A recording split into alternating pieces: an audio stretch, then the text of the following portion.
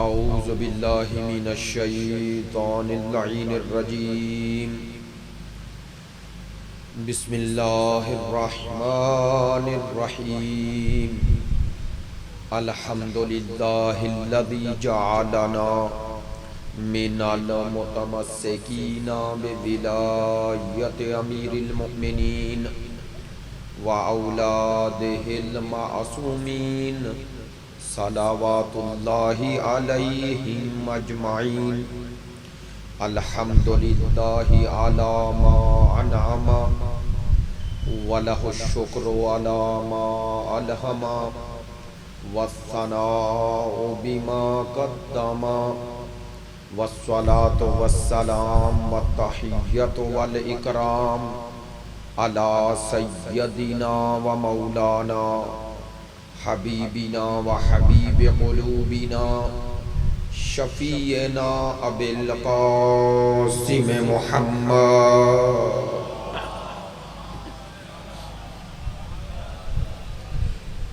وآلہ الاطیبین الاطہرین العجمدین الامجدین الذین اذھب اللہ عنہم الرجس وطہرہم تطہیرا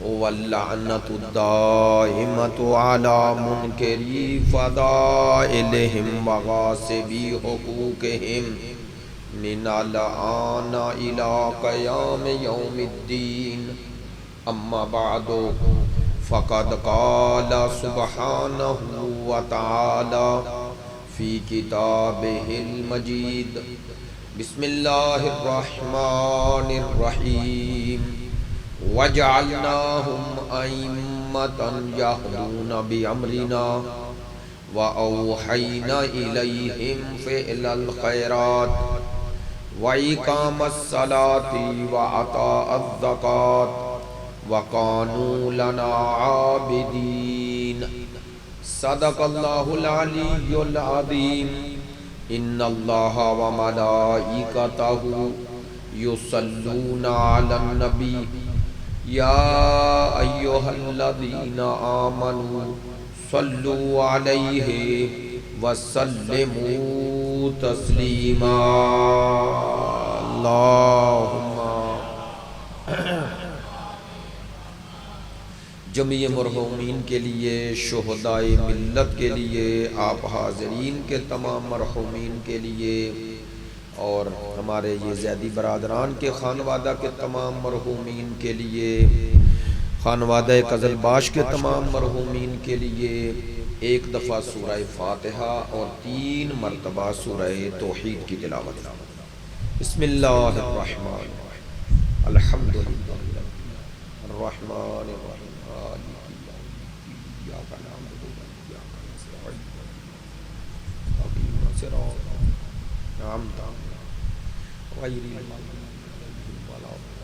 بسم اللہ الرحمن الرحیم بسم اللہ الرحمن قل هو اللہ احد اللہ الصمد بسم اللہ الرحمن الرحیم قل هو اللہ احد اللہ الصمد لم یلد ولم یولد ولم یکن له کفوا احد اللہم اغفر للمؤمنین والمؤمنات والمسلمین والمسلمات الاحیاء منہم والاموات تابع اللہم بیننا وبینہم بالخیرات انکا مجیب الدعوات انکا علی کل شیء قدیر بحق محمد وآلہ الطیبین۔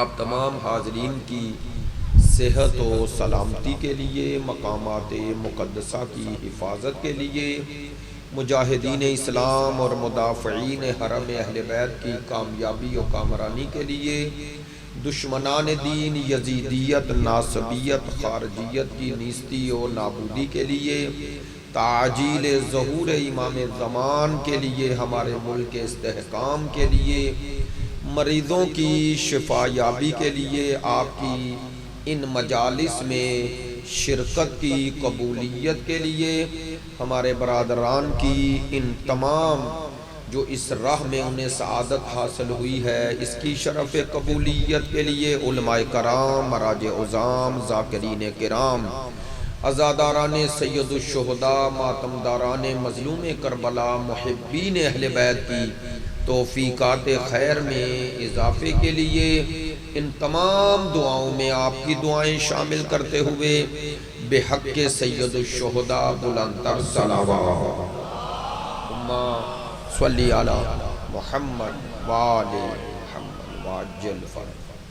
واجب الاحترام معزز و مکرم حاضرین مجلس، محبان اہل بیت، پیروان مکتب ولایت، عاشقان مکتب شہادت، سلسلہ گفتگو کی دوسری مجلس ہے اور عنوان گفتگو الحمدللہ جیسا کہ آپ مطلع ہیں اس ہستی کے بارے میں ہمارا تذکرہ ہے جس ہستی کے حوالے سے کل بھی یہ عرض کیا اور متعدد بار ان جملوں کو دہرایا ہے کہ اصل میں عقیدہ مہدویت اسلام کے غلبے کا دوسرا نام ہے، دین کے غلبے کا دوسرا نام مہدویت ہے۔ توجہ فرمائیں گے، کل بھی کچھ بنیادی باتیں عرض کی، آج بھی چاہتا ہوں اسی حوالے سے کچھ کلی باتیں ہوں گی تاکہ پھر موضوع آگے بڑھتا جائے اور آپ کو کچھ تمہیدی باتیں آپ تک پہنچ جائیں جس کی مجھے خوشی ہوگی۔ عقیدہ مہدویت کا تعلق امامت کے ساتھ ہے اور خود اس ہستی کے نام نامی کو اہل تشیع ہوں یا اہل تسنن دونوں لفظ امام کے ساتھ ہی یاد کرتے ہیں، ایسا ہی ہے۔ یعنی آپ ایک عام اہل سنت برادر جس کی معلومات ہیں اس سے بھی پوچھیں تو وہ بھی امام مہدی ہی کہے گا، آپ کا نام نامی کے ساتھ امام کا لفظ کہے گا۔ اور اگر آپ عالم اسلام کی ان کتب کی طرف رجوع فرمائیں جو امام کے حوالے سے صدر اسلام سے لے کر اور پھر جیسے جیسے آگے حالات بڑھتے گئے، خصوصاً بنو امیہ اور بنو عباس کے بعد عالم اسلام کے معتبر ترین علماء نے اس عقیدہ مہدویت اور شخص امام پر کتب لکھی اور ان میں وہ تمام احادیث کو درج کیا، نقل کیا اور ان احادیث کو معتبر ترین احادیث شمار کیا جو خود اس عقیدے کے اسلامی، دینی اور بنیادی عقیدہ ہونے کی دلیل ہے۔ دیکھیں، جب ایک نظریے، ایک عقیدے کی تائید، توثیق، تصدیق دونوں عالم اسلام کے معتبر مکاتب فکر اور دونوں مذاہب کی معتبر ترین کتابوں میں موجود ہو تو یہ خود اس بات کی دلیل بن جاتا ہے کہ یہ عقیدہ خود ساختہ نہیں ہے۔ چونکہ اگر ایک مسلک، ایک مذہب کا عقیدہ ہوتا تو تاریخ میں جو دو مکتب الگ الگ نظریہ رکھتے ہیں وہ اس عقیدے پر ایک ہی شرائط، اوصاف، صفات کے ساتھ متفق نظر نہ آتے۔ اور جس طرح احادیث مثال کے طور پر اہل تشیع میں ہے، اسی طرح اسی پیمانے کی احادیث اہل سنت برادران میں ہے۔ کہیں جزوی اختلاف آ جائے تو آ جائے، ورنہ کلی مسائل ایک ہی ہے اور ان میں بنیادی اختلاف نہیں نظر آتا۔ کہنا کیا چاہتا ہوں، دیکھیں، آپ امیر المومنین حضرت علی ابن ابی طالب علیہ السلام کے حوالے سے اگر آپ واقعہ غدیر کو ذکر کریں تو واضح بات ہے، یہ کوئی چھپی ہوئی بات نہیں۔ اہل تشیع کا نقطہ نظر غدیر سے اور ہے اور عالم اسلام کے دوسرے مکتب اہل سنت کا نظریہ اور ہے یا نہیں، ایسا ہی ہے۔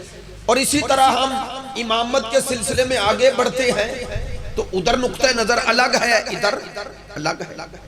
میں کہنا یہ چاہتا ہوں کہ یہ پہلو جو آپ کو مسئلہ امامت میں پہلے مرحلے پہ نظر آتا ہے وہ آخری مرحلے پہ حل ہوتا ہوا نظر آتا ہے. میں نے کل اشارہ کیا تھا نا کہ 11 پہ جو اختلاف رہا اور جس دلیل کے تحت رہا، ہمارا دعویٰ ہمیشہ تاریخ میں یہ رہا غدیر سے لے کر آج تک کہ امامت الہی منصب ہے، اور ہم اپنے اس عقیدے کا اظہار بھی کرتے رہے اور اس عقیدے پہ دلائل بھی دیتے رہے اور آج بھی دے رہے ہیں. اور الحمدللہ ہم قرآن و حدیث کی روشنی میں اس عقیدے کو اسلام کا بنیادی عقیدہ مانتے ہیں. لیکن بہرحال یہ بھی حقیقت ہے کہ اس پہ دوسرے مکتب کا نظریہ ہم سے الگ ہے یا نہیں؟ لیکن ایک جملہ کہہ دوں آپ کے لیے بڑا مفید ہوگا انشاءاللہ. دیکھیں ہمارا نقطہ نظر امامت میں یہ ہے کہ امامت الہی منصب ہے. کس طرح؟ جس طرح نبوت ہے، جس طرح رسالت ہے. آپ کے ذہن میں ہوگا، میں یہ باتیں منبر سے اس لیے کہتا ہوں کہ آپ کو بھی معلوم رہے کہ مجھے یاد ہے، معلوم ہے کہ میں نے مسئلہ امامت میں یہ دلائل عرض کیے تھے قرآن سے، سورہ بقرہ سے. سورہ بقرہ کی آیہ نمبر 124 جا کے پھر تلاوت فرمائیے گا. میں صرف اشارہ کر دیتا ہوں میرے موضوع سے مربوط. ہمارا یہ دعویٰ ہے کہ امامت الہی منصب ہے اور ہم یہی عقیدہ رکھتے ہیں یا نہیں؟ ایسا ہی ہے. لو ہمارا یہ عقیدہ کہ امامت الہی منصب ہے، اس کی اساس اور بنیاد قرآن میں ہے اور پیغمبر کے کلام میں ہے. ہمارا ہے یہ دعویٰ. بعض لوگ خصوصاً تکفیری اس حوالے سے یہ بنیادی اعتراض کرتے ہیں کہ شیعہ مکتب اسلام میں یہ مسلمانوں سے الگ ہے. توجہ فرمانا. دلیل یہ ہے کہ یہ امامت کے جس معنی کا قائل ہے، اب وہ ٹرم یہ یوز کرتے ہیں شیعہ مسلمان، یعنی گویا تشیع پر ایک طنز کرنا چاہتے ہیں کہ ان کا یہ نظریہ، یہ عقیدہ اسلام کا حصہ نہیں ہے. کیا کہ یہ 12 اماموں کو اللہ کا بنایا مانتے ہیں. سننا وہ کہتے ہیں جی مسلمانوں کا یہ عقیدہ نہیں، شیعوں کا یہ ہے. اب میں پہلے کہہ رہا ہوں یہ تکفیریوں کا ہے. عام اہل سنت اس طرح طنزی بات نہیں کرتے، لیکن سوال تو سب کا ہو سکتا ہے، اس لیے توجہ فرمائیں. جملہ کہہ رہا ہوں اور آپ انشاءاللہ اس کی قدر کریں گے. ہمارا یہ دعویٰ ہے کہ نبوت اور رسالت کی طرح امامت الہی منصب ہے، یعنی اللہ بناتا ہے. لوگ بعض تکفیری شیعہ پہ اعتراض کرتے ہیں کہ یہ عقیدہ رکھنے والے شیعہ مسلمانوں سے الگ ہیں. ہم ادنا سا سوال کر رہے ہیں، آپ کے نزدیک یہ عقیدہ کہ امامت خدائی منصب ہے اور اللہ بناتا ہے، آپ شیعوں کو الگ کرتے ہیں، گویا ثابت کرنا چاہتے ہیں کہ اسلام میں یہ عقیدہ نیا ہے. ہم ایک ہی سوال کرتے ہیں، اگر یہ عقیدہ نیا ہے اور آپ کے نزدیک یہ ہے کہ یہ اسلام میں نہیں تھا، تو اسلام سے مراد آپ کی آدم سے عیسیٰ، آدم سے خاتم تمام انبیاء ہے یا پھر رسول خدا ہے؟ آئیں آپ کو یہ پہلو بھی متوجہ رہنا چاہیے. کبھی بھی یہ نہ کہنا کہ انبیاء کا دین الگ تھا، سرکار کا دین الگ ہے. تمام نبیوں کا بھی دین اسلام تھا. دلیل دیتا ہوں، ان الدین عند اللہ، اللہ کہتا ہے میرے نزدیک اگر کوئی دین ہے، نظام حیات ہے تو وہ اسلام ہے. دوسرا آپ وہ آیہ مجیدہ بھی پڑھتے ہیں حضرت ابراہیم علیہ السلام کے بارے میں، ما کان یہودیا ولا نصرانیا بل کان حنیفا مسلما، کہ اللہ کہہ رہا ہے کہ حضرت ابراہیم، سرکار کے دور میں لوگ کہتے تھے ابراہیم یہودی ہے، دوسرے کہتے تھے نصرانی ہے. کیوں؟ چونکہ حضرت ابراہیم دونوں کے جد ہیں. بنی اسرائیل کے بھی جد حضرت ابراہیم ہے. میں یہی عرض کر چکا ہوں کہ حضرت ابراہیم کے بیٹے حضرت اسحاق حضرت اسحاق کے بیٹے حضرت یعقوب، اور حضرت یعقوب کا لقب یا نام عبرانی میں اسرائیل ہے، اور بنی اسرائیل یعنی انہی کے بیٹے۔ تو جتنے نبی ہیں بنی اسرائیل میں، حضرت موسیٰ، حضرت عیسیٰ، ان کا شجرہ پہنچتا ہے حضرت ابراہیم تک، یہ معنی ہے۔ کچھ نے کہا وہ نصرانی یعنی عیسائی ہیں، کچھ نے کہا یہودی ہیں، سننا اسلام نے کہا نہ یہ ہے نہ یہ ہے، بل کانا حنیفاً مسلمان، وہ سچے اور پکے مسلمان تھے۔ حنیف کا معنی تو اللہ نے یہ گواہی دی کہ وہ مسلمان تھے، اس کا معنی کہ اسلام سب انبیاء کا دین ہے۔ توجہ فرمانا، بہت بڑی بات کہنے لگا، تمام انبیاء کا دین اسلام ہی تھا۔ اسی لیے تو اللہ نے قرآن میں اعلان کیا ہے الیوم اکملت لکم دینکم، غدیر میں دین مکمل ہوا ہے۔ تو کہہ دوں جملہ، غدیر صرف امت مصطفیٰ کے لیے عید نہیں ہے، یہ تمام انبیاء کے لیے بھی عید ہے، چونکہ سارے نبیوں کا دین اسلام تھا۔ البتہ ہر نبی اپنے دور میں جو دین لایا اس دور کے لیے وہ کامل تھا، لیکن اگلے دور کے لیے کامل نہیں تھا۔ اسے علماء کی اصطلاح میں کہتے ہیں نسبتاً کامل ہونا، ایک نسبت سے دوسری نسبت سے کامل نہ ہونا۔ مثال دیتا ہوں، آپ کا بچہ تھا، اس نے مڈل کر لیا تو اس کا ایک ہدف پورا ہو گیا، ایسا ہی ہے۔ ابھی اس کی تعلیم ناقص ہے، 8ویں کر لی لیکن 10ویں کی نسبت ابھی ناقص، پھر میٹرک میں چلا گیا تو اب ایف اے کی نسبت، ایف اے کر لی، بی اے کی، جب ایم اے کرے گا، پی ایچ ڈی کرے گا تو پھر کہیں گے کامل۔ بس یہی سمجھ لیں، آدم سے عیسیٰ تک یہ سارے نبی اسلام کی ابتدا پہنچا رہے تھے، یا یوں کہہ دوں یہ عمارت بنا رہے تھے، اور اس عمارت کو پایہ تکمیل تک، جملہ ضائع نہ ہو، پایہ تکمیل تک پہنچانے والی مصطفیٰ کی ذات ہے، اور اسے پایہ تکمیل تک پہنچا کے اس کا محافظ بنانا، اسی کا نام ولایت ہے۔ بہت شکریہ۔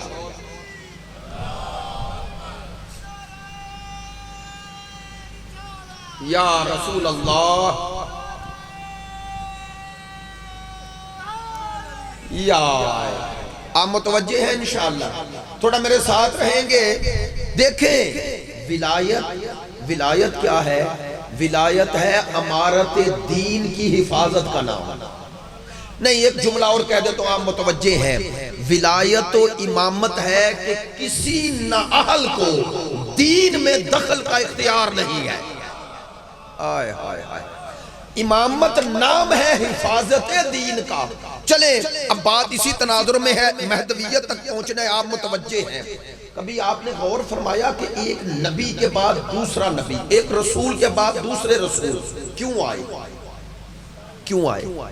یہ تجدید کیوں ہوتی تھی؟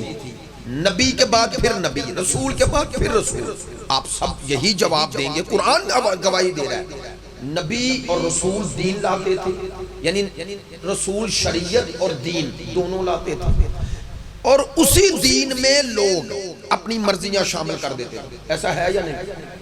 مثلا یہودیت، ہم یہودیت کو کوئی مذہب نہیں مانتے، حضرت موسیٰ کا دین بھی اسلام تھا، ایسا ہی ہے نا؟ یہ تو شناخت کے لیے لفظ یہودی رکھ لیا اور یہودیت اس طرح منسوب ہو گیا۔ توجہ، لیکن آج جو یہودیت کی شکل ہے، ہمارا یہ ایمان ہے نا کہ اگرچہ حضرت موسیٰ کا دین اسلامی تھا لیکن موجودہ یہودیت میں تحریف یعنی لوگوں کی مرضیاں شامل ہوئی ہیں، ہے یا نہیں؟ اسی لیے تو اس پہ عمل نہیں کیا جا سکتا۔ عیسائیت، جو عیسائیوں کا آج عقیدہ ہے کہ حضرت عیسیٰ اللہ کے بیٹے ہیں، آیا یہ حضرت عیسیٰ نے پہنچایا ہے؟ یہ بعد میں بنایا گیا نا؟ بس پتا چلا ہر نبی کے بعد کچھ لوگوں نے اپنے بنائے ہیں، یا عقیدے بنائے ہیں یا بندے بنائے ہیں۔ میری بات میں توجہ ہے؟ یہ پرانی مشکل رہی، انبیاء کی. اب آئیں فلسفہ تجدید شریعت و نبوت کیا تھا؟ دو ریزن. ایک، لوگوں کی ضروریات بڑھتی تھی، مسائل بڑھتے تھے، تو نئی شریعت آ کے ان کے مسائل کو حل کرتی تھی. ایک. دوسرا، جس شریعت میں لوگوں نے اپنی مرضیاں شامل کر دی، نبی آ کے آگے والا بتاتا تھا کہ یہ جو دین خالص ہے یہ وہ نہیں جو تم تک پہنچا ہے. وہ گزشتہ نبی کی تردید نہیں کرتے تھے. ماشاءاللہ پڑھے لکھے دوست میرے جملے کی قدر کریں گے. ایک نبی نے بھی پچھلے نبی کی تردید نہیں کی، گزشتہ نبی کی تردید نہیں کی. ہر نبی کی دو خصوصیات تھیں. گزشتہ نبی کی تصدیق کرتا تھا اور آنے والے نبی کی خوشخبری دیتا تھا. کاش میری بات پہنچے. کیوں؟ تاکہ دنیا کو پتا چل جائے کہ گزشتہ بھی اللہ کا بنایا ہے. اس لیے وہ تردید نہیں کرتا تھا، تصدیق کرتا تھا اور آنے والے نبی کی خوشخبری دیتا تھا. اسی لیے اللہ نے کہا ہے ہمارے رسول کے بارے میں مصدق لما معکم. مصطفیٰ کون ہے؟ ہر نبی نے اپنے گزشتہ نبی کی تصدیق کی ہے. مصطفیٰ وہ ہے جس نے 1.25 لاکھ نبی کی تصدیق کی ہے. اللہ اکبر. 1.25 لاکھ نبی، 1,23,999 نبیوں کی تصدیق بطول کے بابا نے کی. تو میں کہہ دوں جملہ، میرا رسول صرف صادق نہیں مصدق بھی ہے، یعنی تصدیق کرنے والا. تو دوسرے کی تصدیق تبھی قبول ہوتی ہے جب وہ معتبر ہو. تو آدم سے عیسیٰ تک ہر نبی کی تصدیق مصطفیٰ نے کی ہے. میں آیت پڑھ رہا ہوں، روایت نہیں. وَإِذْ أَخَذَ اللَّهُ مِيثَاقَ النَّبِيِّينَ لَمَا آتَيْتُكُم مِّن كِتَابٍ وَحِکْمَةٍ. خدا کہتا ہے اے نبیوں جب میں تمہیں کتاب و حکمت دے دوں، ثم پھر جاءکم، اے نبیوں تمہاری طرف، کم تمہاری طرف آئے گا کون؟ رسول. ثم جاءکم رسول مصدق لما معکم. پہلے مصطفیٰ کی عظمت بتائی، وہ تمہاری تصدیق کرے گا جو تم پہ نازل ہوا اس کی بھی. نہیں بھئی توجہ ہے. لوگ کہتے ہیں نعوذ باللہ مصطفیٰ 40 سال کے بعد بنے. جو خود 40 سال بعد بنا ہو وہ 3 دن کے عیسیٰ کی تصدیق کیسے کرے گا؟ توجہ ہے. تو یہ اس بات کی دلیل ہے کہ آدم سے عیسیٰ تک سارے نبیوں کی نبوتوں کے مصدق تصدیق کرنے والی مصطفیٰ کی ذات. آپ پوری طرح متوجہ. اب مجھے یہ حق ہے جملہ کہنے کا. آیت سے آیت پڑھوں گا اور انشاءاللہ آگے بڑھوں گا جو اصل موضوع ہے اس پر. لیکن میں بتانا چاہتا ہوں جو عقیدہ ہمارا امامت کا ہے اس کی اصل و اساس قرآن میں کہاں ہے. توجہ فرمانا. کم از کم یہ آیت تو بتا رہی ہے پھر تمہاری طرف رسول آئے گا جو مصدق لما معکم، جو تم پر نازل ہوا اور تمہاری تصدیق کرے گا. یہ قرآن نے کہا. اب نبیوں سے کہا تم نے کیا کرنا ہے؟ لَتُؤْمِنُنَّ بِهِ، تم نے اس رسول پر ایمان لانا. آپ نے توجہ فرمائی ہے. جس پر ایمان لایا جائے وہ ایمان کا حصہ ہوتا ہے. نہیں عام ہستیوں کے نہیں، انبیاء کو اللہ کہہ رہا ہے. اور لفظ بھی یہ ہے لَتُؤْمِنُنَّ بِهِ. میری طرف متوجہ رہنا. اس نبی پر ایمان لانا. علماء بھی محفل میں مجلس میں موجود ہوتے ہیں اس لیے احتیاط سے جملے کہتا ہوں. لَتُؤْمِنُنَّ بِهِ، اس مصطفیٰ کے ساتھ تؤمنن ایمان لانا ہے. بار بار کیوں کہہ رہا ہوں؟ اب میں کہہ سکتا ہوں نا جو جس پر ایمان لائے اس کا مومن ہوتا ہے، اس کا مومن ہی ہوتا ہے نا. تو آدم سے عیسیٰ تک سارے نبی مصطفیٰ کی نسبت مومن ہیں. چلو اور تاکہ کوئی خطابت نہ سمجھے، اور میں بڑی ذمہ داری سے بات کے سارے پہلو سامنے رکھتا ہوں. اب میڈیا کا دور ہے، آپ کی بات رکتی نہیں. ایک آیت اور پڑھ دیتا ہوں. وَلِلَّهِ الْعِزَّةُ وَلِرَسُولِهِ وَلِلْمُؤْمِنِينَ. سورہ منافقون. اللہ کہتا ہے عزت ہے اللہ کے لیے اور رسول کے لیے، رسولو ہی نہیں، ایسا ہی ہے نا، رسول کی جمع رسل ہے۔ جب قرآن میں واحد رسول آئے تو کہتے ہیں بغیر قرینے کے اگر ہو تو اس سے مراد ذات مصطفیٰ ہے، قرینہ ہو تو اور معنی ہو سکتا ہے، قرینے کے بغیر یعنی مطلق آئے تو اس سے مراد سرکار کی ذات ہے۔ آگے کیا؟ وَلِلْمُؤْمِنِينَ، عزت ہے اللہ کے لیے، رسول کے لیے اور مومنین کے لیے۔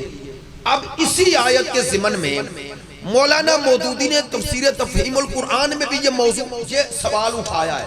کہنے لگے کہ یہاں رسول ہی نہیں کہا اللہ نے، رسول کہا، تو کہنے لگے مومنین رسول سارے عزت والے نہیں تھے؟ اگر انبیاء عزت والے نہ ہوتے تو اللہ انہیں نبوت کیوں دیتا؟ نبوت خود معیار عزت ہے یا نہیں؟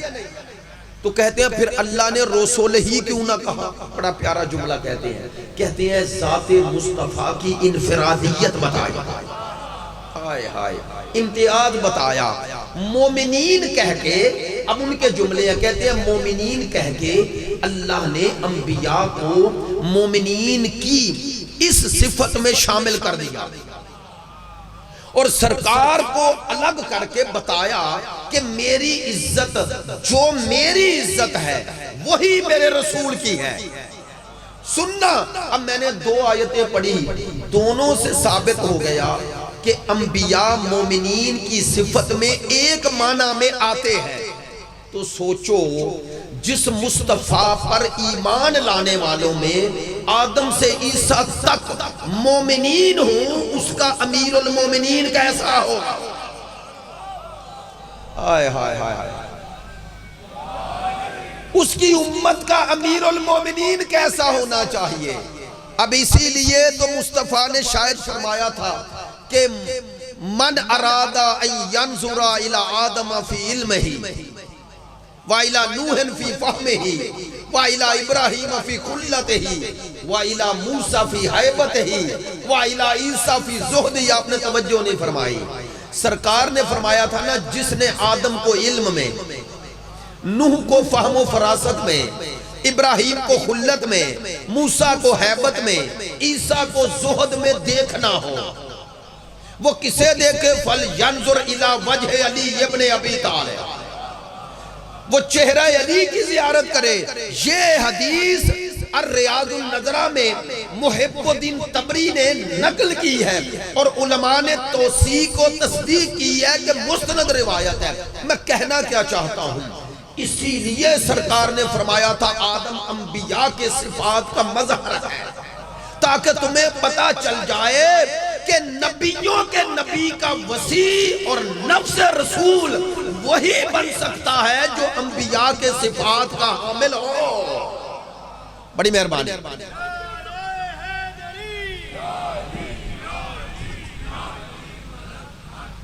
بآواز بلند صلوات۔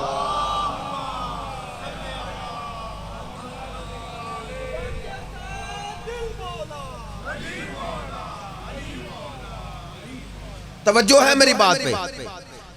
اب آئیں، کہنا جو چاہتا ہوں، یہ تمام انبیاء کا دین بھی اسلام، تو اب ہمیں پتہ چل گیا آدم سے خاتم تک، توجہ بھائی، سارے نبی اللہ کے بنائے، ایسا ہی ہے۔ جو مسلمان 1,24,000 نبی اور 313 رسول اللہ کے بنائے مان رہے ہیں، ان سے پوچھیں کس دلیل کے تحت؟ آپ نے توجہ نہیں فرمائی بھائی، 1,24,000 کی تعداد معین ہے نا، ان سے اگر کوئی بڑھ جائے، بڑھ سکتا ہے؟ مرزا غلام احمد قادیانی اور اس کے مسلک کو کیوں کافر کہتے ہو؟ چونکہ وہ 1,24,000 کے بعد ہے، ایسا ہی ہے، ایسا ہی ہے۔ تو یہ 1,24,000 کی تعداد آپ نے معین کی ہے، اللہ نے کی؟ صرف آپ کا عقیدہ ہے یا سب بھائیوں کا، سارے مسلمانوں کا؟ عجیب ہے، 1,24,000 اللہ کے بنائے مان لیتے ہیں اور 12 مشکل بن جاتے ہیں۔ آپ نے توجہ نہیں فرمائی؟ 1.25 لاکھ کا ماننا مشکل ہے یا 12 کا؟ جو اللہ کو 1,24,000 بنانے کا حق ہے اسے 12 بنانے کا حق کیوں نہیں ہے؟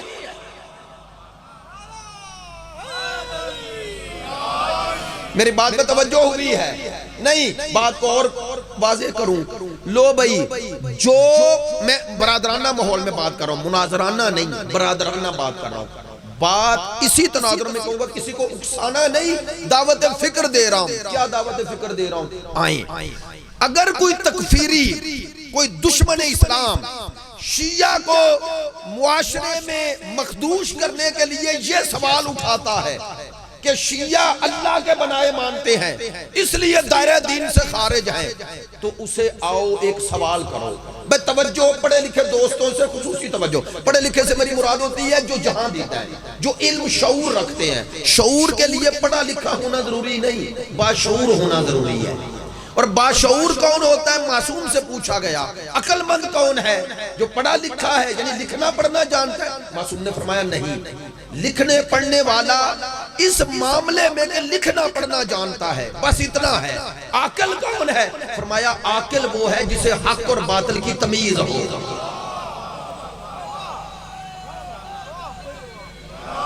معصوم نے فرمایا، فرماتے ہیں عقل فرقان ہے، فرقان فرق کرنے والی. کس میں؟ حق اور باطل میں.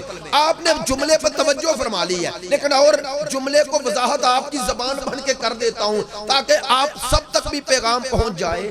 پتہ چلا عقل مند وہ ہے جسے حق اور باطل میں تمیز ہو، فرق ہو. جو دونوں کو ایک کہے وہ عقل مند نہیں ہوتا.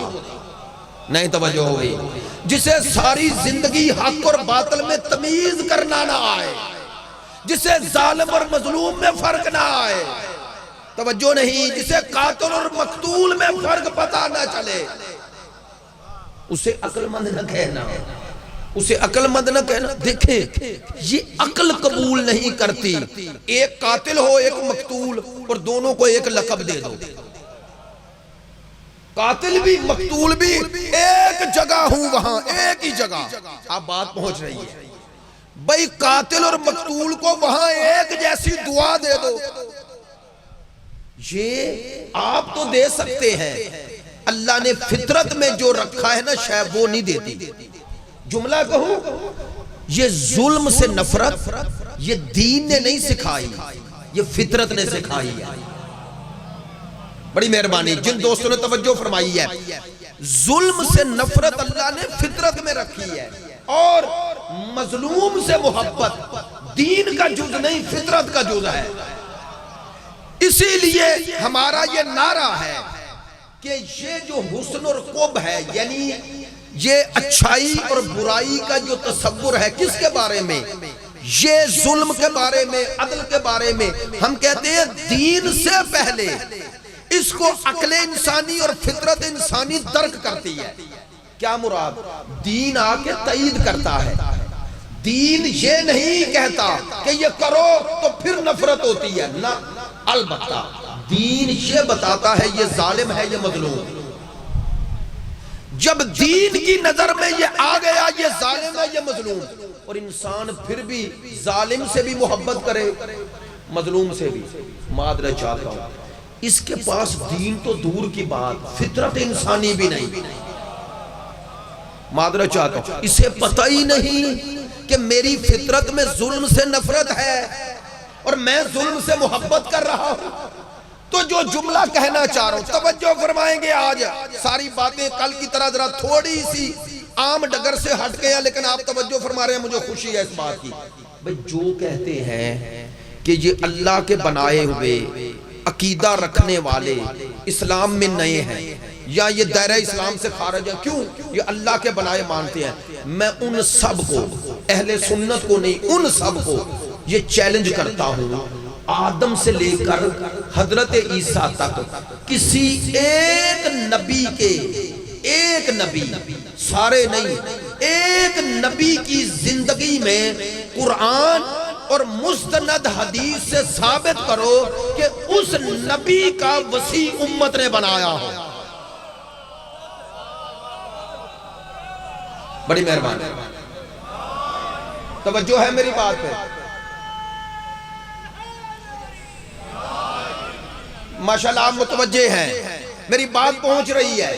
نہیں، اور جملہ آسان کرتا ہوں بھئی، اللہ کی سنت بمانا روش ہوتا ہے، اللہ کی سنت بنانا ہے خود، اللہ کی سنت نہ بنانا نہیں۔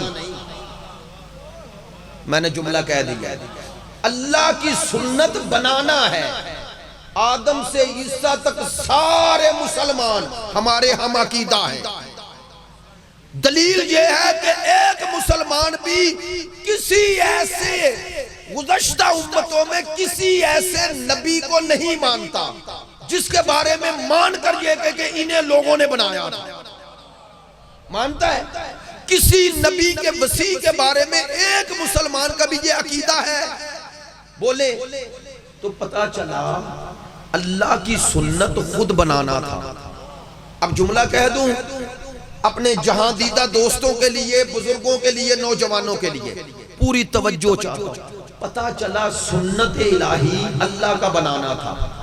مصطفیٰ کے بعد بھی ساری امت یہی عقیدہ رکھتی تھی کہ اللہ کا کام بنانا ہے۔ اگر مصطفیٰ کے بعد کچھ لوگ نہ بناتے تو سارے ہمارے ہم عقیدہ ہوتے۔ سوچئے گا میں نے کیا کہا ہے؟ بھئی سنت اللہ کی یہ تھی، میں بناؤں گا۔ اب کوئی پوچھے کہ مصطفیٰ تک تو یہ سنت تھی، مصطفیٰ نے بنایا یا نہیں؟ تو سنو، سارے نبی جب بنے تو اللہ نے ان کا اعلان مجمع میں نہیں کیا۔ مصطفیٰ کے بعد اللہ کے بنائے ہوئے کا اعلان گھر میں نہیں ہوا، میدان میں ہوا ہے۔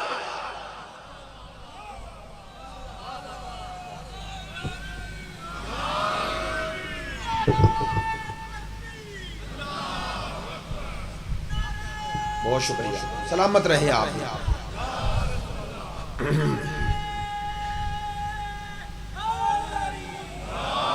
بہت شکریہ، چونکہ آخر تک سارے مومنین تک آواز جائے، بلند آواز سے نعرہ حیدری، بآواز بلند صلوات صلی اللہ محمد وآلہ محمد۔ یہ ساری گفتگو عقیدہ مہدویت کی بنیاد ہے۔ نہیں جملہ کہوں، یہ جتنی گفتگو کر رہا ہوں نا، یہ چاہتے ہیں کہ امت مسلمہ تک ہمارا میسج پہنچے۔ جملہ کہوں، امام کے آنے کے بعد تو ماننا ہے، چاہتے ہیں امام سے پہلے مان کر منتظرین میں شمار ہو جائیں۔ آئے ہائے ہائے، ان باتوں کا مقصد فرقہ واریت نہیں ہے، بلکہ فرقہ واریت سے نکلنا ہے، اس نظام خدائی کی طرف جانا ہے۔ اور نظام خدائی کا معنی جب نظام ادھر کا ہے تو ناظم بھی ادھر کا ہے۔ میں نے عرض کیا اور آپ سب نے قبول کیا کہ روش خدا، سنت الہی اللہ کا کام تھا بنانا، اسی لیے تو مصطفیٰ کو میدان میں روک دیا، اور جو آگے جا رہے تھے کہا پیچھے لاؤ، جو پیچھے تھے انہیں کہا ساتھ ملاؤ۔ ایک دوست نے پچھلے سائل بھائی پچھلے غدیر پہ اسی بڑا خوبصورت میسج کیا، میں اس لیے کہہ دیتا ہوں کہ حق تلفی بھی نہ ہو جائے، بڑا خوبصورت میسج کیا، کہنے لگے سرکار نے جو آگے گئے تھے پیچھے بلایا، جو پیچھے تھے ساتھ ملایا، تو سرکار نے بتا دیا جو غدیر سے آگے نکلے گا وہ بھی گمراہ، جو غدیر سے پیچھے رہے گا وہ بھی گمراہ، وہی ہدایت پر رہے گا جو غدیر کے ساتھ ساتھ چلے۔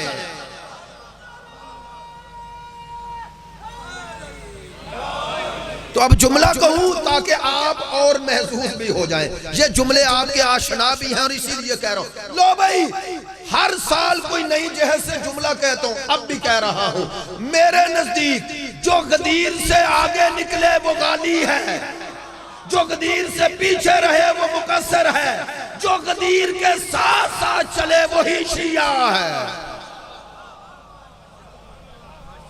توجہ ہے؟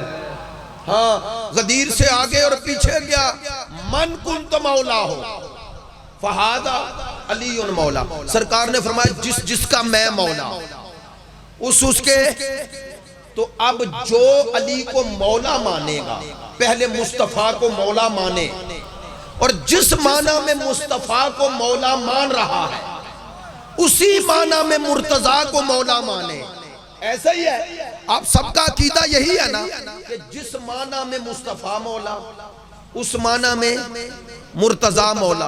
اور یہ بھی جملہ کہہ دوں جس کا مصطفیٰ مولا اس کے مرتضیٰ مولا. ایسا ہی ہے. ہم دو باتیں کہتے ہیں پہلے امت یہ طے کرے مصطفیٰ کس معنی میں مولا ہے. نہیں توجہ. ہمیں منوانا کوئی چاہتا ہے نا کہ علی کس معنی میں مولا ہے، پہلے یہ خود مانے مصطفیٰ کس معنی میں مولا ہے. نہیں توجہ ہوئی. ہمارا عقیدہ نہ پوچھے کہ علی کو کس معنی میں مولا مان رہے ہیں، اپنا عقیدہ بتائے مصطفیٰ کو کس معنی میں مولا مان. ہم تو اپنا عقیدہ بتاتے ہیں.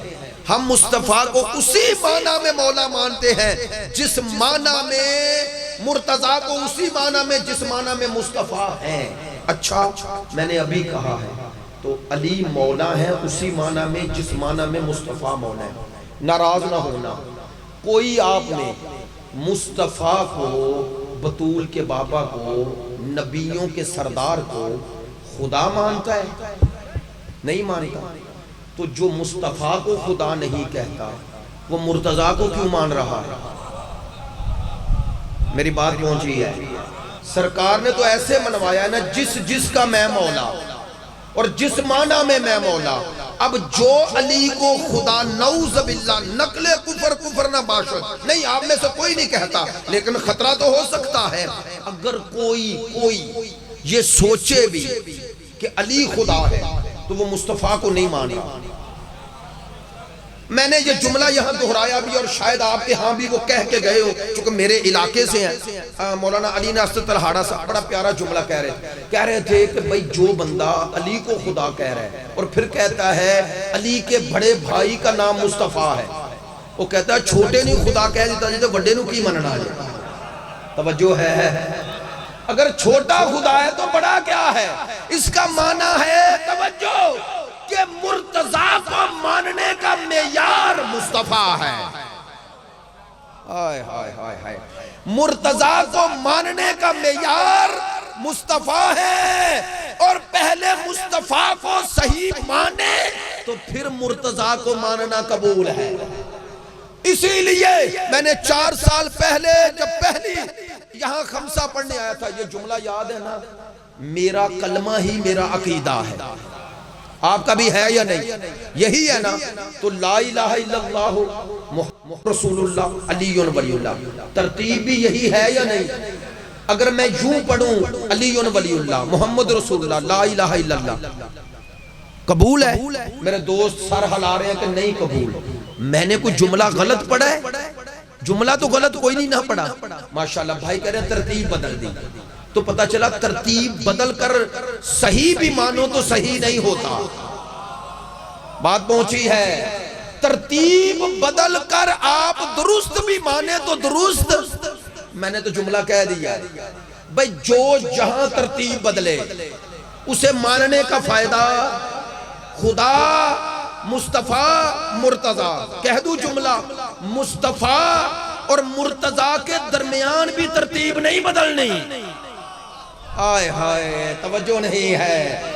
جو جہاں ترتیب بدلے سمجھو نہیں مان رہا. ماننے کا فائدہ کب ہے؟ جب ترتیب سے مانو. اور ترتیب بھی وہی جو اللہ نے بتائی. کیا ترتیب ہے؟ لا الہ الا اللہ محمد رسول اللہ علی ولی اللہ. یہ جملہ شاید پچھلے سال کہا ہو، معذرت چاہتا ہوں. میں نے کہا علی ولی اللہ. تو یہ علی ولی اللہ کیسے لکھتے ہو؟ لکھو تو پہلے علی پھر ولی پھر اللہ. ایسا ہی ہے نا. علی ولی اللہ وہ تو عرب ہے نا. علی ولی اللہ عربی میں پڑھا ہے. پہلے علی لکھو گے پھر ولی پھر اللہ. تو کہہ سکتا ہوں نا ادھر علی ادھر اللہ، درمیان میں ولی ہے نا. یہ درمیان میں ولی کیوں آیا اس لیے تاکہ قیامت تک معیار بن جائے. کہہ دوں جملہ یہ علی ولی اللہ، یہ علی اور اللہ کے درمیان ولی رہے تو شیعت ہے، نکل جائے تو نصیریت ہے. میری بات میں توجہ ہے. علی اور اللہ کے درمیان ولی رہے تو تو شیعت ہے، نکل جائے تو نصیریت ہے۔ اسی لیے ہم علی ولی اللہ والے ہیں، علی اللہ والوں کا ہم سے کوئی تعلق، ہم علی ولی اللہ والے ہیں، ہم علی اللہ والے نہیں ہیں۔ کیوں؟ چونکہ ہم نے تو پڑھا ہی ہے علی ولی اللہ، علی اللہ تو پڑھا ہی نہیں۔ اور آگے پھر وضاحت بھی کر دی کس علی کو مانتے ہیں، جو اللہ کے ولی ہے، وصی رسول اللہ، رسول کا ذکر آ گیا، سرکار کا۔ کیا مانتے ہو؟ وصی رسول تو سب مان لیں گے، خلیفہ تو ہو، اچھا خلیفہ بھی سب مان لیں گے بلا فاصل، بغیر فاصلے کے ماننا ہے۔ مولانا محمد اسماعیل صاحب کا دیوبند تھے، کہتے ہیں جو ہی بیٹھے ہوئے تھے، یہ میرے استاد محترم ہیں ملتان سے مولانا حیات انصاری صاحب، بیٹھے بیٹھے انہوں نے ایسے ہی میں گیا ہوا تھا کرنے کا قبلہ، ممبر پہ جاتے ہیں آپ کے لیے ایک نقطہ لگتا جو میں نے پڑھا ہے مولانا اسماعیل صاحب کی کسی کتاب میں یا سنا ہے، وہ کہہ رہے تھے ملتان میں، کہنے لگے مولانا اسماعیل کا مناظرہ تھا، اس نے کہا چھوڑ، مقابل نے کہا چھوڑ مولوی اسماعیل، کلمہ پڑھ اپنا، انہوں نے پڑھ دیا خلیفہ تو بلا فصل۔ جیسے یہ کلمہ یہاں تک پڑھنا خلیفہ تو بلا فصل، اس نے کہا علی کو بلا فصل ثابت کر، ثابت کر۔ اب جیسے ہی کہا مولانا اسماعیل کا فی البدیہہ جواب تھا کہ علی بلا فصل تو ہے غدیر سے، وہ ثابت کریں جنہوں نے فصل ڈالی ہے۔ انہوں نے کہا بلا فصل ثابت کرنا نہیں ہے، فصل ثابت کرنی ہے۔ توجہ ہے، فصل کس دلیل کے تحت ڈالی ہے؟ فصل یعنی فاصلہ، تو فصل ثابت کریں، بلا فصل تو علی ہے اور غدیر سے ہے۔ اور میں نے یہ جملہ کہا تھا، توجہ فرمانا، آج معذرت چاہتا ہوں، اب بات چکر رٹی نہیں ہوتی تو جس موضوع پر اس کو چھوڑنا کنفیوژن پھیلاتا ہے، لوگوں کو مشوش کر دیتا ہے، اس لیے نہیں چھوڑتا ہوں۔ توجہ فرمائیں گے، میں اکثر یہ جملہ کہتا ہوں، اب اہل سنت بھائیوں کو پیغام دے رہا ہوں، ہم خلیفۃ و بلا فصل کسی کی ضد میں نہیں پڑھتے، نہیں توجہ، ہم کوئی کام کسی کی ضد میں نہیں کرتے۔ یار آپ نے توجہ نہیں فرمائی، شیعہ کوئی کام کسی کی ضد میں نہیں کرتا، خدا کی قسم ماتم بھی کرتے ہیں تو عبادت سمجھ کے، ضد سمجھ کے نہیں۔ آپ نے توجہ نہیں فرمائی، ہم ماتم کسی کی ضد میں نہیں کرتے اور کسی کو تکلیف دینے کے لیے بھی نہیں کرتے، بلکہ ذکر حسین کرتے ہیں اور ماتم حسین کرتے ہیں۔ کیوں؟ چونکہ اسے عبادت سمجھتے ہیں۔ حسین ابن علی کی محبت خدا نے مانگی ہے، گلیوں بازاروں میں اس لیے آتے ہیں کہ حسین کا پیغام گھروں میں رکھنے والا نہیں ہے، حسین نے میدان میں آ کے قربانی دی ہی اس لیے تھی کہ اس پیغام کو گھر گھر پہنچانا ہے۔ ہم اللہ کی قسم کسی کی ضد میں خلیفۃ و بلا فصل نہیں پڑھتے، کسی کی ضد میں، اگلا جملہ بھی کو، اور کسی کی تردید میں بھی نہیں پڑھتے۔ ہم خلیفۃ و بلا فصل کسی کی تردید میں نہیں پڑھتے، مصطفیٰ کے کلام کی تائید میں پڑھتے ہیں۔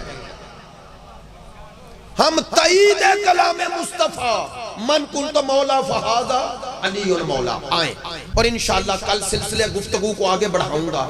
مہدویت کی بنیاد ہے امامت، اور امامت الہی منصب ہے، الہی منصب ہے۔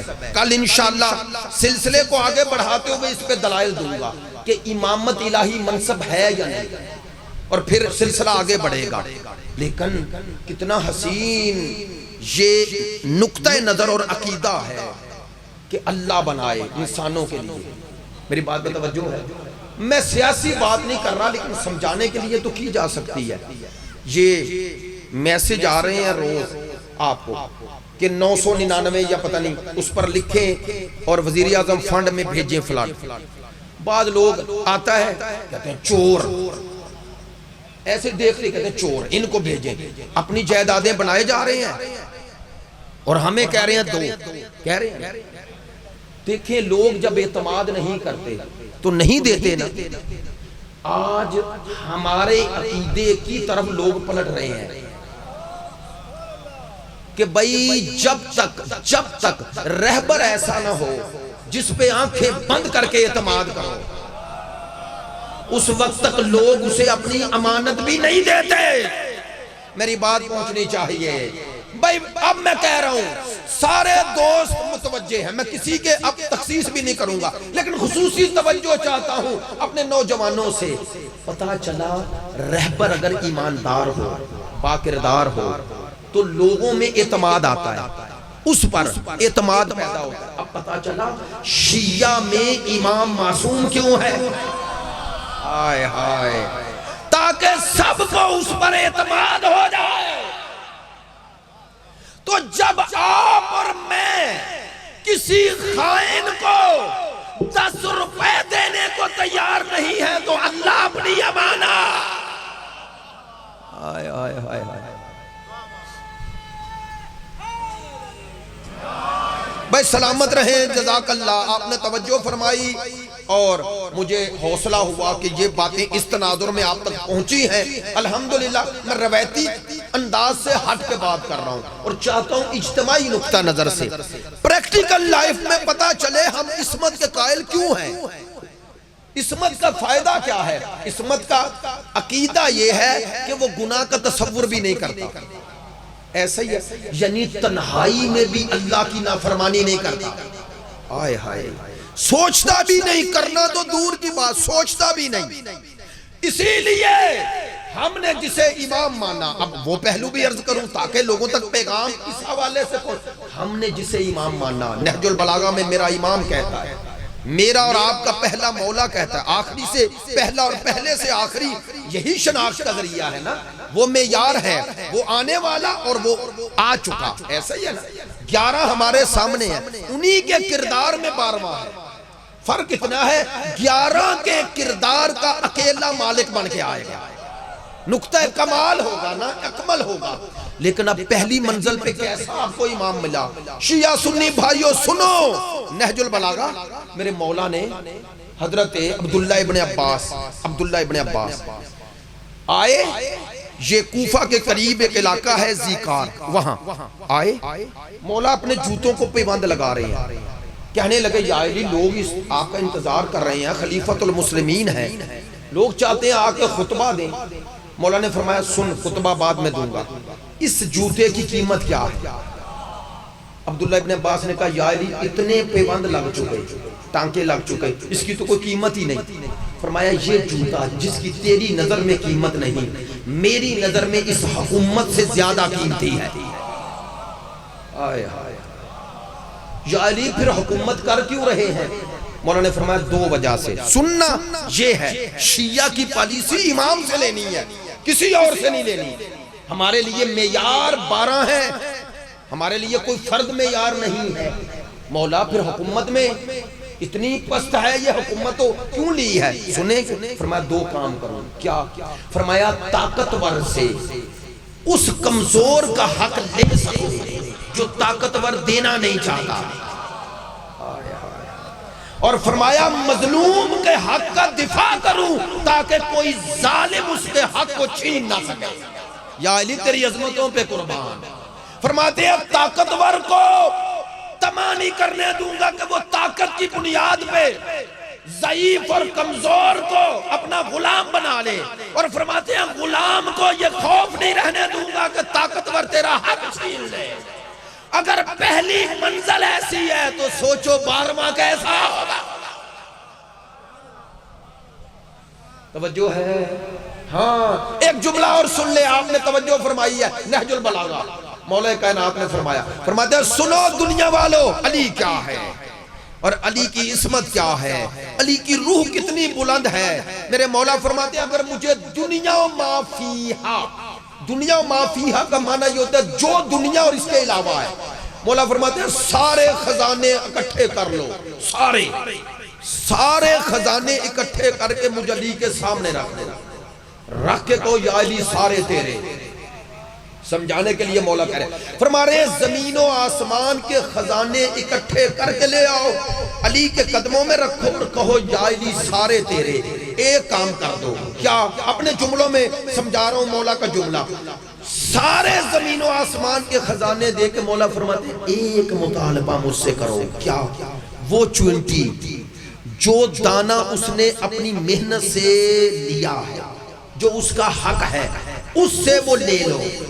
مولا فرماتے ہیں خدا کی قسم زمین و آسمان کے خزانوں کو ٹھوکر مار دوں گا، چونٹی کا بھی حق غصب نہیں کروں گا۔ ہاں یہ ہے شیعت۔ شیعت میں امامت و رہبریت کا یہ معیار ہے۔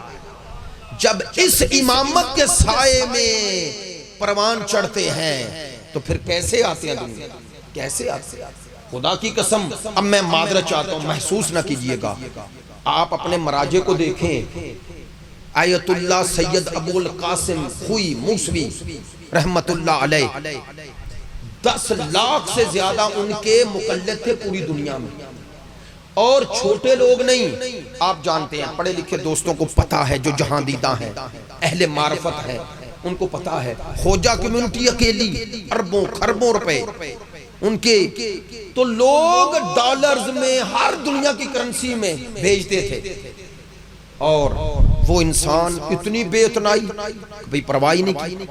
یہ واقعہ موجود ہے کہ آیت اللہ خمینی کو ایک تہران کا بہت بڑا تاجر دینے آیا خمس، اس وقت ظاہر ہے چیک بک نہیں ہوتی تھی، وہ لے کے آیا اور کافی مال تھا جو رکھ دیا، اور آیت اللہ خمینی سے کہا جی یہ خمس ہے۔ انہوں نے بے اتنائی سے جو بندہ وہاں بیٹھا تھا کہا اسے رسید لکھ دو، اور اٹھے اور چلے۔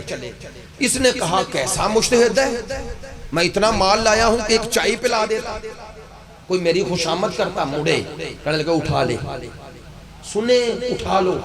اس نے کہا نہیں معذرت گستاخی ہو گئی۔ فرماتے ہیں نہیں تو سمجھا ہی نہیں، یہ تیرا مال نہیں، یہ اب امام کا مال ہے، تو یہ مجھے دے کے میرے گلے میں توق ڈال رہا ہے، تجھے میرا احسان مند ہونا چاہیے کہ تیرا ذمہ میں نے لے لیا، مجھے تیرا نہیں۔ میری بات میں توجہ ہے؟ فرمائے اب میں اس کا ضامن بن گیا تو وہاں جواب دے میں ہوں، تو نہیں ہے۔ آپ جس کو امانت دیتے ہیں نا، میں معذرت چاہتا ہوں، جس کو امانت دیتے ہیں شکر گزار ہوا کریں۔ اللہ کی قسم آپ کا ما فی الذمہ ختم، ما فی الذمہ کا معنی ہوتا ہے جو آپ کے ذمہ تھا ختم، اس کے ذمہ آ گیا۔ اسی لیے کہتے ہیں کسی کی امانت لینے سے پہلے 10 دفعہ سوچو۔ ہم اپنی عمومی زندگیوں میں وعدے وعید کر لیتے ہیں، نہ کیا کریں، جو کام نہیں کر سکتے نہ وعدہ کریں۔ جملہ ایک ممبر سے کہہ رہا ہوں، ایسے کہا کریں کوشش کروں گا، کوئی بندہ کہے یہ کام کہیں کوشش کروں گا، وعدہ نہ کریں، اگر پورا نہ کیا تو جواب دیں۔ یہ چھوٹی بات ظاہری طور پر، لیکن ویسے بہت بڑی بات ہے۔ آپ کو کسی نے کوئی مال دیا ہے نا فلاں تک پہنچاؤ تو ذمہ ہے آپ کے، 10 روپے بھی اس میں رکھ لیے نا، وہ 10 وہاں پر ممکن ہے وہی جہنم میں لے جائیں۔ کسی نیکی اور کسی اس بدی کو کمتر نہ سمجھو۔ میں جملہ دے رہا ہوں، میرے اور آپ کے امام سے پوچھا چھٹے لال ولایت سے، نہیں امام صادق علیہ السلام پر بلند تر صلوات،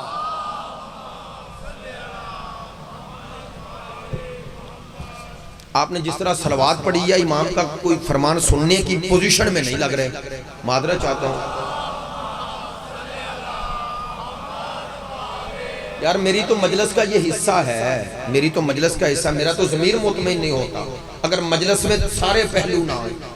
وہ شان ہے، یہ فرمان ہے۔ توجہ فرمائیں، امام صادق علیہ السلام کا فرمان ذکر کرنے لگا تھا۔ امام سے صحابی نے پوچھا مولا گناہ کبیرہ اور صغیرہ کون کون سے ہیں؟ سوال، گناہ کبیرہ اور صغیرہ کون کون سے ہیں؟ امام نے کہا چھوڑ، میں تجھے قاعدہ کلیہ دیتا ہوں، سنیں گے؟ امام کا دیا، امام نے کہا کوئی گناہ صغیرہ نہیں۔ مولا کیسے؟ فرمایا یہ نہ دیکھ گناہ کبیرہ اور صغیرہ ہے یا نہیں، یہ دیکھ نافرمانی کس کی کر رہا ہے۔ توجہ فرمائیے، فرمایا وہ صغیر ہے، فرمایا اگر ادھر دیکھے گا نا کوئی گناہ تجھے صغیرہ، سوچ نافرمانی کس کی کر رہا ہے۔ نافرمانی کس کی کر رہا ہے؟ ہم سب گناہ گار ہیں. اب میں بات اس تناظر میں کی ہے تو اس تناظر میں بھی کر دی تاکہ بعد میں آپ اور میرے لیے وہ امید کی کرن بھی ائمہ نے دی ہے نا. پوچھا گیا معصوم سے مولا آپ کیا چاہتے ہیں ہم کبھی گناہ نہ کریں؟ فرمایا چاہتے یہی ہیں لیکن ہو جائے گا. ہمیں پتہ ہے تم غیر معصوم ہو, گناہ ہو جائے گا. مولا پھر کیا چاہتے ہیں؟ لو بھی آج کی مجلس کا کی پوائنٹ. امام نے فرمایا تم سے یہ چاہتے ہیں جب گناہ ہو جائے تو پلٹ آؤ. پلٹ آؤ سے کیا مراد؟ توبہ کر لو. توبہ کر لو. پتہ ہے توبہ کیا ہے؟ میں نے پچھلے سال بھی عرض کیا تھا, توبہ استغفر اللہ پڑھنا بھی نہیں. توبہ کوئی اور کام کرنا نہیں. کیا کرنا ہے؟ گناہ سے منہ موڑ کر جو اللہ کی نافرمانی کر رہے تھے اللہ کی حدود میں پلٹ آنے کا نام توبہ ہے. پتہ ہے کیا ہے اس کا صلہ؟ قرآن. قرآن یہ ہماری زندگیاں, ہم انسان ہیں نا, ایسی ہیں ماضی میں کوئی عیب رہ جائے اور انسان زندگی کے کسی حصے میں نیک ہو جائے, معذرت چاہتا ہوں, پھر بات ایسے آئے لوگ کہیں لو جی حاجی نمازی بن گیا. کہتے ہیں نا یار ہم بھی اسی معاشرے میں رہتے ہیں, ایسی آبادیوں میں پروان چڑھے ہیں, پتہ ہے تانے دیتے لو جی اب یہ بن گیا, بڑا حاجی بن گیا. خدا کے لیے نہ کہنا, نہ کہنا. کیوں؟ یہ پلٹ آیا ہے, اسے پلٹنے دو. نہیں اب شیعوں سے کہہ رہا ہوں اگر کوئی حر بننا چاہتا ہے تو قبول کر لو. کیوں اس کا ماضی بار بار دہراتے ہو؟ کیوں؟ اگر حسین اس کو معاف کر رہے ہیں جو کربلا میں رکنے کا سبب بنا ہے, جو لگام میں ہاتھ ڈال رہا ہے. حسین نے تانے دیے, سائل بھائی موجود ہیں, ہم مصائب میں یہی نہیں پڑھتے جیسے ہی آئے حر ہاتھ جڑے ہوئے تھے, میرا حسین آگے بڑا ہاتھ پکڑ لیا, کہنے لگے حر زبان سے شرمندگی کا اظہار نہ کرنا. حسین شرمندہ نہیں کرتا ہے, حسین گلے لگاتا ہے. حسینی کیوں نہ ایسے ہو؟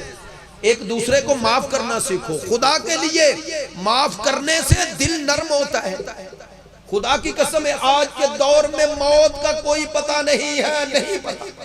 آپ میری بات کی تائید فرمائیں گے, کرونا کے بعد اتنی بیماریاں, ہارٹ اٹیک, جوان لوگ دنیا سے جا رہے ہیں. خدا کے لیے معاف کرنا سیکھو, دلوں کو سخت نہ کرو. حسین کا ماننے والا غم حسین میں روئے اور دل میں قدورت رہے, دل میں دوسرے کے بارے میں کینہ رہے. لو سن لو, اگر سمجھتے ہو نا دوسرے کی غلطی ہے میں کیوں معافی مانگوں, یہ بھی تکبر ہے. شاہ جی یہ بھی تکبر ہے. خدا کہتا ہے کہ اس نے تیرے ساتھ زیادتی کی, ٹھیک ہے, لیکن تو اب تکبر دکھا رہا ہے, برابر ہو گیا. اب بتاؤں جملہ, اگر سامنے والے کی غلطی ہے آپ نے اسے جا کے کہا میں نے معاف کیا, سنو تم نے دو نیکیاں کما لی.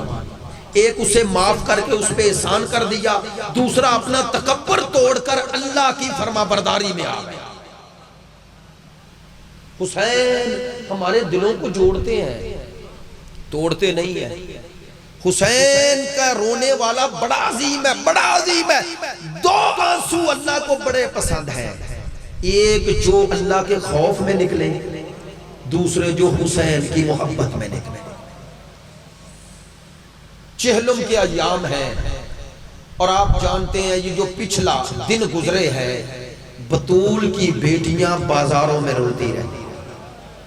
میں ہر سال یہ مصائب پڑھا کرتا ہوں اور بڑی محبت سے میرا دل ہوتا ہے, اور اہل تشیع اور اہل سنت دونوں بھائیوں کے لیے یہ مصائب مشترکہ ہے. کیوں کہہ رہا ہوں مشترکہ ہے؟ یہ ایک صحابی رسول کا مصائب ہے, صحابی رسول کی زبان سے حسین کا مصائب, اور راوی بھی ساری روایت خود ہے. نام ہے حضرت سہل سعدی, کتاب کا نام ہے مصائب آل محمد. علامہ موسیٰ بیگ لکھتے ہیں حضرت سہل سعدی صحابی رسول تھے. کہتے ہیں میں واقعہ کربلا سے پہلے فلسطین چلا گیا. فلسطین آج نام لے رہا ہوں, اس وقت شام کا حصہ تھا. کہتے ہیں میں وہ کونے میں تھا, کہتے ہیں مجھے نہیں پتا کربلا کا واقعہ گزر گیا. کہتے ہیں ایک دن دل تنگ ہوا, یعنی اداس ہوا, اور دل چاہا کہ مدینے جاؤں. کہتے ہیں میں فلسطین سے شام کے راستے مدینے جانے لگا. دمشق میں داخل ہوا کہتے ہیں جس دن دمشق داخل ہوا، اب پڑھے لکھے دوست اور تاریخ دان دوست میرے جملے کو سمجھ جائیں گے، جس دن میں دمشق میں داخل ہوا، کہتے ہیں اس دن 3 سفر تھی۔ کہتے ہیں میں نے دیکھا لوگوں نے نئے لباس پہنے ہوئے ہیں اور ایک بازار کی طرف جا رہے ہیں، چہرے پہ خوشی کے آثار ہیں۔ میں نے سوچا اسلام کی کوئی عید ماہ سفر میں نہیں، پھر یہ فاخرہ لباس خوشی کے آثار کیوں ہیں؟ کہنے لگے، میں نے ایک شامی کو بلایا، حضرت سہل کہتے ہیں، میں نے کہا یہ کیا ہے، یہ نئے لباس، یہ خوشی کے آثار کیوں ہیں؟ کون ہو؟ کہنے لگے میں سہل سعدی صحابی رسول ہوں۔ سنیں گے، کہتے ہیں جیسے ہی میں نے بتایا نا میں صحابی رسول ہوں، اس شامی نے انداز بدلا، کہنے لگا اگر صحابی ہے تو شام چھوڑ دے۔ حضرت سہل کہتے ہیں میں نے کہا میرا شام رہنے کا کوئی ارادہ نہیں، لیکن سب لوگوں کو ایک بازار کی طرف جاتے دیکھ کر مجھے تعجب ہوا ہے، میں اس لیے پوچھ رہا ہوں۔ کہا اگر بتا دیا تو مر جاؤ گے۔ سہل کہتے ہیں میرا دل گھبرایا، میں نے کہا جلدی بتا۔ کہنے لگا بتاتا نہیں، اس بازار میں چلے جا۔ کہتے ہیں بابو سعا کے بازار کی طرف اس نے اشارہ کیا۔ اب کہتے ہیں میں نے سوال نہیں کیا، جلدی چلا تیز قدموں، اسی بازار میں آ گیا۔ کہتے ہیں کیا دیکھتا ہوں، بازار کے ایک کونے سے لے کر دوسرے کونے تک مردوں کا رش ہے، سر اٹھاتا ہوں تو چھتوں پر عورتیں ہیں۔ کہتے ہیں میں نے یہ انداز دیکھا، کہا کیوں یہ آئے ہوئے ہیں اس بازار میں، اتنا رش اور جمع غفیر کیوں ہے؟ آپ جانتے ہیں جب کوئی رش میں بھی دیکھے کوئی شے بلندی پہ ہو تو پہلے نظر اس پہ پڑتی ہے۔ کہتے ہیں اتنے میں میرے قریب کچھ نیزے آئے، نیزے کی نوکوں پہ کچھ سر سامنے آئے، میں نے ان سروں کو دیکھنا شروع کیا۔ سنیں گے، حضرت سہل کہتے ہیں میری ان سروں میں پہلے سر پہ نظر پڑی، تم بے ساختہ میری زبان سے نکلا کتنا حسین ہے، اللہ کرے تیرے زین سے زمین پر آنے سے پہلے تیری ماں مر گئی ہو۔ پتہ چل گیا کس کا سر ہے؟ کہتے ہیں دوسرے سر، تیسرے سر، ان سروں پہ نظر پڑی تو اب دل میں کہتا ہوں ان سروں کی روحانیت بتا رہی ہے یہ کوئی اللہ کے ولی ہے، لیکن پوچھنے کی ہمت نہیں ہوتی۔ سننا شیعہ سنی بھائیوں، کہتے ہیں انہی سروں میں ایک سر پہ اب نظر رک گئی، جیسے جیسے وہ آہستہ آہستہ سر آگے چلتا ہے نوکے نیزہ پر میں ساتھ ساتھ چل رہا ہوں۔ کیوں؟ کہتے ہیں دل میں کہتا ہوں یا اللہ جو میں سوچ رہا ہوں یہ وہ نہ ہو، یہ سر کتنا حسین سے ملتا ہے، میرے نبی کے نواسے سے ملتا ہے۔ کہتے ہیں میں سوچ بھی رہا ہوں اور کہہ رہا ہوں خدایا میرا یہ وہم کبھی سچ نہ ہو۔ کہتے ہیں ابھی سر میرے پاس سے گزرے تھے کہ کچھ ناکے میرے سامنے آ گئے۔ کہتے ہیں ان ناکوں پہ نظر اٹھائی، کیا منظر دیکھا، کچھ بیویاں ناکوں پہ سوار ہیں جنہوں نے اپنے چہروں کو بالوں سے چھپایا ہوا ہے۔ کہتے ہیں یہ منظر دیکھ کے یقین ہو گیا کوئی شریف لٹ گئے، لیکن پوچھنے کی ہمت نہیں ہوتی۔ دل میں کہہ رہا ہوں یا اللہ بنو امیہ نے ہمیشہ شریف گھروں کو لوٹا ہے، خدایا خدایا کوئی شریف ہے۔ کہتے ہیں اب میں پوچھوں تو کس سے پوچھوں؟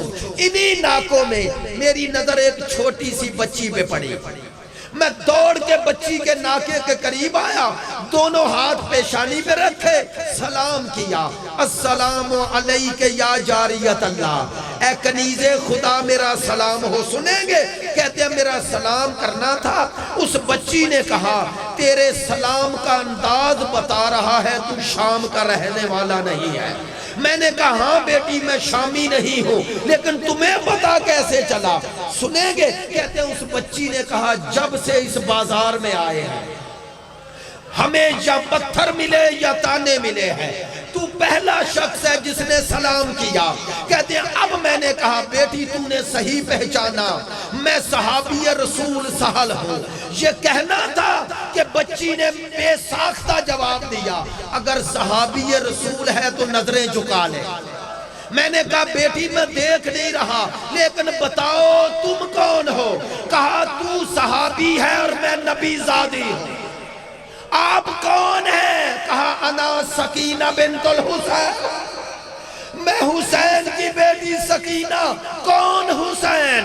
تیرے نبی کا نواسہ حسین۔ اب سہل نے چیخ بلند کی، کہنے لگا حسین کہاں ہے؟ کہا وہ سر دیکھ۔ دیکھا؟ اب کہتا ابھی میں سوچ رہا تھا کہ سکینہ بنت الحسین نے میری طرف دیکھا اور کہا صحابی رسول تیرے پاس کچھ درہم و دینار ہے؟ کہتے ہیں میں حیران، نبی کا گھرانہ اور بازار میں یہ سوال۔ کہتے ہیں اس بچی نے کہا جو تو سوچ رہا ہے میں وہ نہیں مانگ رہی۔ بیٹی پھر کیوں پوچھا ہے؟ میرے پاس 400 دینار ہیں، آپ کو چاہیے، سنیں گے؟ بی بی نے کہا مجھے نہیں چاہیے۔ کیوں مانگے؟ کہا یہ درہم و دینار آگے لے جا، جنہوں نے سر اٹھائے ہوئے ہیں نا انہیں لالچ دے کے کہ سر ہم سے دور لے جائیں۔ کیوں لے جائیں؟ کہا دیکھ ساری نظریں میری پھپھی پر ہیں، میری ماں پر ہیں، لوگ سروں کو دیکھیں گے، ہمارے سر برہنہ ہے۔ ابھی یہ سوچ رہا ہے سہل کہ میں پوچھوں کوئی مرد بھی بچا ہے؟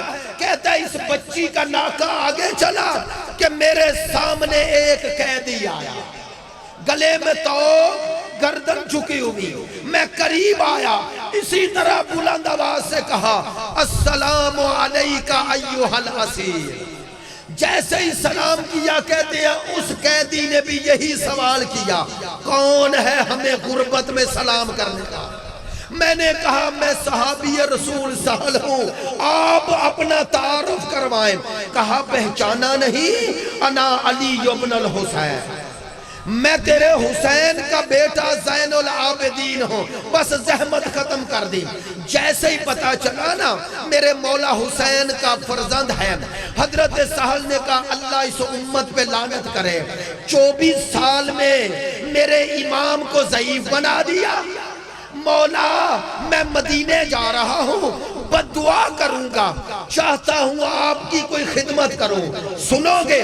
علامہ موسیٰ بیگ لکھتے ہیں بہار الانوار کے حوالے سے، لکھتے ہیں میرے امام نے کہا یہ اپنے سر سے امامہ اتارے گا؟ کہتے ہیں میں نے دوسری دفعہ کہنے کا موقع نہ دیا، جلدی سے اتار کے یوں رکھا۔ مولا حکم فرمایا اس کا ایک ٹکڑا الگ کر۔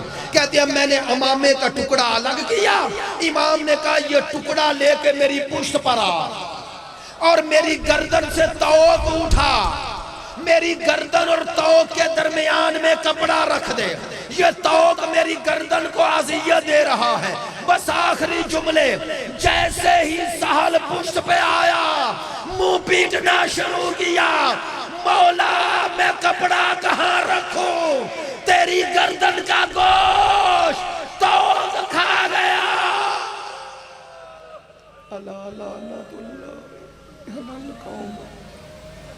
خدایا تجھے میرے مولا سجاد کی اسی غربت اور اسی مظلومیت کا واسطہ حاضرین پہ اپنی رحمت نازل فرما، مجلس کے برپا کرنے کی سعادت جنہیں حاصل ہوئی ہے ان کی تمام مشکلات آسان فرما، ان کے مرحومین کی مغفرت فرما، حاضرین کے مرحومین کی مغفرت فرما، ہمارے آقا و مولا امام زمان کا ظہور فرما، ہمیں ان کے منتظرین میں شمار فرما، ولایت و امامت کی اطاعت و محبت و معرفت اس دنیا میں اور شفاعت اس دنیا میں ہمارے شامل حال فرما، ہمارا خاتمہ ولایت اور محبت اہل بیت پہ فرما۔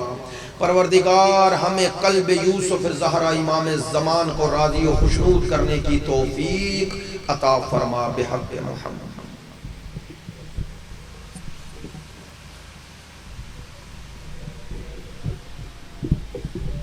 السلام علیکہ یا خاتم النبیین، السلام علیکہ یا سید المرسلین، السلام علیکم ورحمۃ اللہ وبرکاتہ، السلام علیکہ یا ابا عبداللہ الحسین، السلام علیکہ یا ابن رسول اللہ ثقلین، السلام علیکہ یا ابن امیر المومنین وابن عاصم السجین، السلام علیکہ یا ابن فاطمہ الزہراء سیدۃ نساء العالمین، یا مولا یا انصارک المستجدین، ماک جميع شہداء کربلا ورحمۃ اللہ وبرکاتہ، السلام علیکہ یا غریب الغرباء، السلام علیکہ یا معین الضعفاء والفقراء، السلام علیکم یا مشرف الزوار فی یوم الجزاء السلام علیکم یا انیس النفوس السلام علیکم یا مدفون بیرتتوس السلام علیکم ورحمت اللہ وبرکاتہ السلام علیکم یا مولانا صاحب العصر والزمان الامان الامان من فی الامان السلام علیکم شریک القرآن السلام علیکم یا خلیفۃ الرحمان السلام علیکم یا حافظ الایمان السلام علیکم یا باب الایمان السلام علیکم یا امام الانس والجان السلام علیکم یا قامع القفر والطغیان السلام علیکم یا دافع الظلم والعدوان السلام علیکم یا وارث الکعبۃ والقرآن اجل اللہ تعالی فرجک وصل اللہ تعالی مخرجک وزولک رحمت اللہ وبرکاتہ.